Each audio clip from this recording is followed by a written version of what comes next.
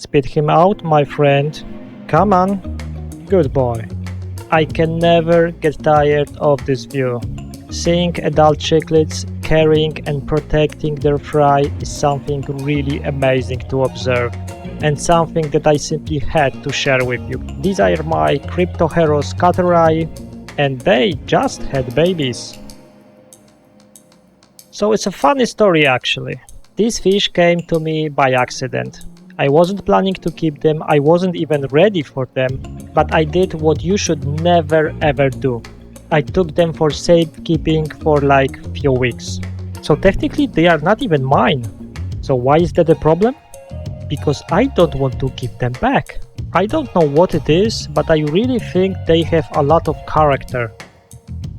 So I got a pair, and immediately after I put them in my tank, they changed their colors completely, and that could only mean one thing. They were preparing for breeding. So first thing I noticed, they immediately started to dig in the sand. This is something very difficult to show on the camera, but this tank was completely remodeled by them. All the sand that you see on the leaves, on the rocks, was actually put there by those fish. It wasn't me.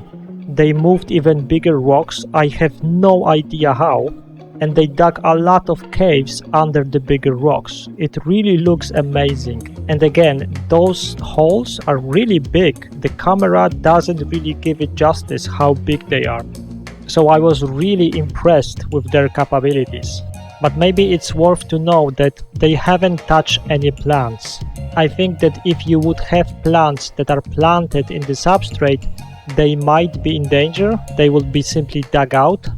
But plants like Java ferns, Anubias, as long as they are attached to the rocks or wood, they should be fine. Apart from digging around in the tank, they also became extremely aggressive. So I had a few Otocinclus in this tank, but I immediately had to move them because they were really in danger. Luckily I was able to save all of them before it was too late. So as you can see, the female, which is the much smaller one, completely changed its colors, and now it's white with black stripes, and I really think she looks absolutely amazing. So the breeding happened at night, and she laid eggs in one of those caves that she dug under one of the bigger rocks. And it was a smart move because the eggs were really well protected, but it also meant it was protected from my camera. So yeah, thanks for that. But I forgave her because after just few days, that's what happened. She moved the swimming fry out of the cave, and they immediately started to swim around and look for food. And this moment when they are first time outside is always the best one. So I saw that the fry is actually quite big and they are swimming very well. So I tried to feed them with baby brine shrimp. I always have some ready to go because I have a lot of breeding projects going on. And it worked immediately. They immediately started to eat it, and it was also great to see.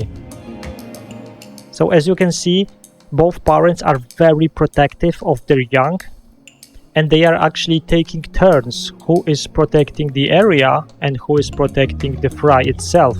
So as you can see right now, the fry is protected by the female, but after a while they switch, and now the male is protecting the fry and the female is checking the parameter.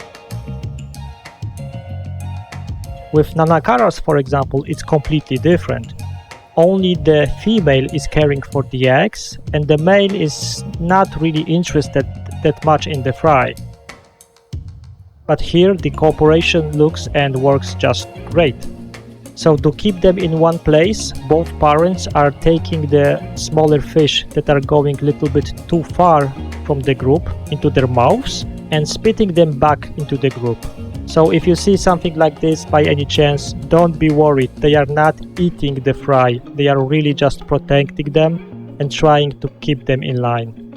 So coming back to the original problem, not my fish, but I want to have them. I think that the problem became much smaller because now I have like 200. Okay, so what are the next steps? Well, I think that I have to rebuild this tank. I have to optimize the space for those fish because, like I said, this tank is too small for them, and I realize that. And I will try to raise the fry to adult size. It's always a great experience to see them grow. It gives me a lot of satisfaction, so you may expect some updates on this topic. But for now, I just wanted to share with you the first day of their lives, because like I said, it never gets old. That's it for today. Thank you very much for watching. If you enjoyed the video, please hit the like button, it really helps me out. Consider subscribing if you haven't already. And as always, see you in the next one.